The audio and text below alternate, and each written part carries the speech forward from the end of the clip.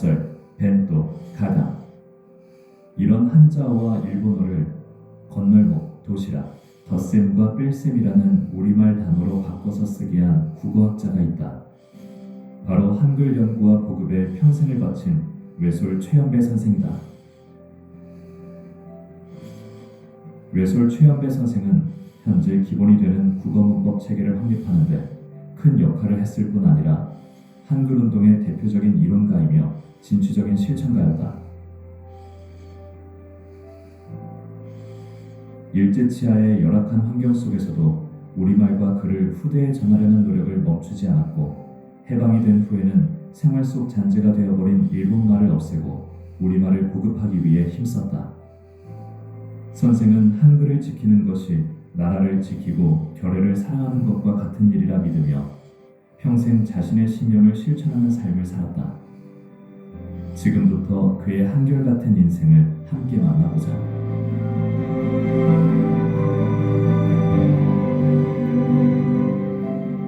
외솔 최연배 선생은 1894년 10월 19일 경남 울산에서 태어났다.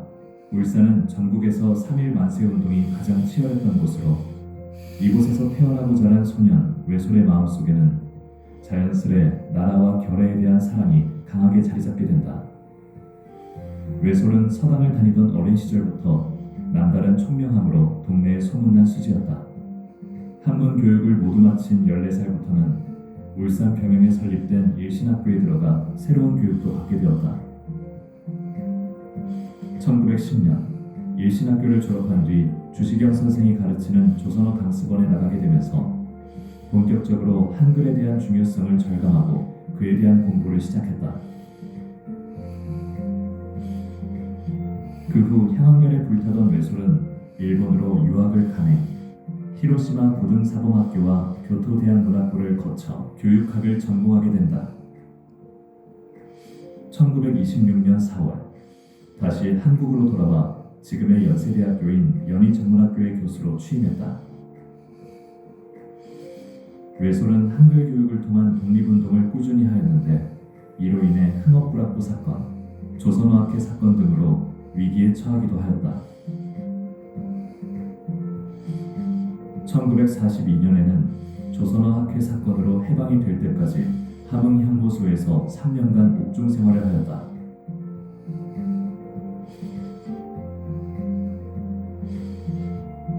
1945년 해방이 되면서 선생의 한글 교육 운동이 본격적으로 시작된다. 1945년 51년 두 차례 문교부 편수국장으로 재직하면서 보다 많은 사람들이 올바른 한글 교육을 받을 수 있도록 한글 교과서를 만들었다.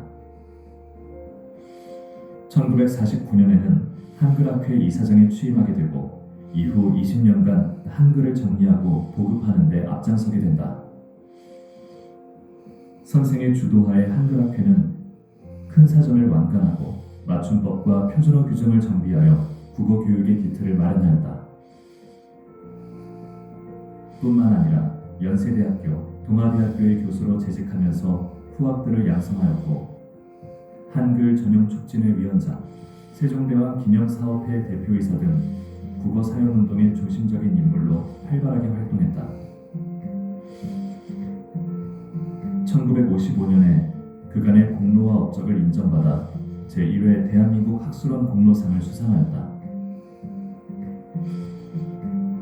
저서와 강의에만 국한되지 않고 일반 대중들의 한글 사용에도 많은 관심을 기울였다. 1950년대부터 문장의 가로쓰기와 한글 전용 신문 제작이 필요하다며 목소리를 높였고 한글날 단 하루만이라도 한글 신문을 만들어서 국민들에게 보여주고 싶어 했다. 그러한 노력들은 오늘날 한글 사용의 대중화에 토대가 되었을 것이다.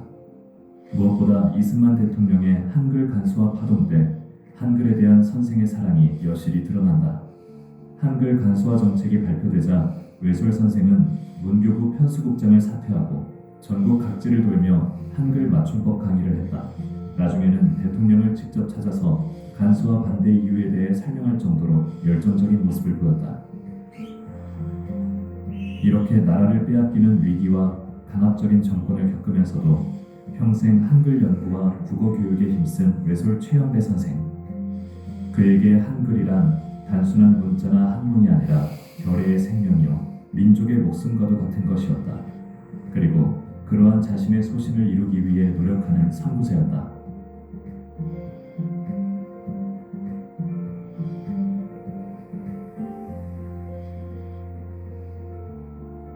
한글 수호자 최연배 선생에게 언제나 든든한 후원자가 되어준 조선어학회. 1921년 결성된 한국 최초의 민간학술 단체 조선어 연구회를 시작으로 일제치하 아래 한글 연구와 민중계몽을 위해 힘써왔다. 조선어학회의 가장 큰 업적은 1933년 한글 맞춤법 통일안을 제정하면서 우리말 사전을 편찬한 것이다. 그러나 1942년경 사전 편찬과 한글 교육을 빌미로 회원들 33인이 검거되는 조선어학회 사건이 벌어진다. 최연배 선생도 1942년부터 수감되어 약 3년간 형무소 생활을 해야 했다. 10월 1일 일제 경찰은 조선어학회 회원 33인을 검거하여서 한문 형무소에 가뒀습니다. 이때 근사전 원고도 맞으면 그 증거물에 대해서 한문까지 검거되었습니다. 우리들은 3년 동안 갖은 옥고를 겪는 중에 동지 이윤재, 한징 두 분이 옥중 일선으로 사라지고 말았습니다. 8.15 해방으로 공문을 나오기는 하였습니다만 나오게 보니까 큰사전 원고가 간 것이 없어서 사회의 넓은 협력을 얻어서 찾은 결과 서울여학 운수회사 창고에서 겨우 사장했습니다. 해방이 되면서 조선어학회의 활동은 더욱 활기를 띠게 된다. 한글학회로 이름을 바꾼 1949년부터는 최연배 선생이 이사장으로 취임하게 된다.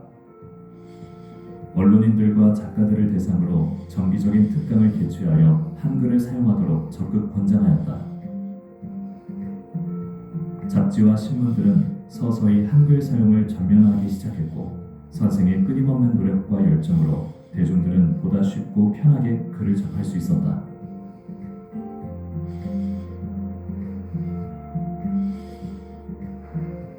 최연배 선생의 대표적인 저서이자 해방 직후 최고의 베스트셀러였던 우리말본, 1907쪽의 방대한 분량으로 외솔 선생이 17년간 작업 끝에 완성한 국어 문법서다. 음성학을 다룬 소리갈과 품사를 구분해준 시갈, 문장 표현을 알려주는 월갈 등 순수 한글 용어를 사용하고 풍부한 예문이 제시되어 세계적인 수준의 문법서로 손꼽히고 있다. 많은 사람들이 한글 문법의 기본 틀을 알고 쉽게 사용하는 것은 선생의 저서를 통해 문법의 체계가 완전히 다듬어졌기 때문이다. 현재 나와 있는 국어사전과 문법서들은 모두 이 책을 모체로 하고 있다고 해도 과언이 아닐 것이다. 우리말본이 한글의 체계를 세웠다면 한글갈은 민족의 정신을 지켜낸 저서라 할 수 있다. 세종대왕의 훈민정음 창제에서부터 한글의 뿌리를 설명한 한글갈은 국민들에게 잊혀졌던 우리말의 가치를 되살려 주었다. 한글은 전 세계에서 가장 과학적이고 실용적인 문자이며 이를 창제한 한민족의 우수성을 강조하고 있다. 외솔 선생의 외침은 해방 직후 공허함에 시달리던 민중들에게는 정신적 지주가 되었고 자신감을 심어주었다. 한글의 우수성은 정보화 시대에 어느 문자보다 빠른 정보 전달과 최근 외국에서 한글을 공식 언어로 채택한 사례를 통해 확인되고 있다. 또 중국과 일본 등지에서 살던 해외 동포들에게는 정체성을 높이고 낯선 땅에서 살아갈 수 있는 힘이 되었다. 한글에 대한 열정과 자부심으로 평생을 살아온 외솔 최연배 선생. 그는 후손들에게 한글의 우수성을 다시 한번 깨닫게 해주었고 새로운 문화 창조가 가능할 수 있는 한글의 대중화를 실현시켰다. 한글이 곧 목숨이라고 생각하던 선생의 정신은 앞으로도 더 찬란하게 빛날 한글의 미래 속에서 굳건한 토대가 될 것이다.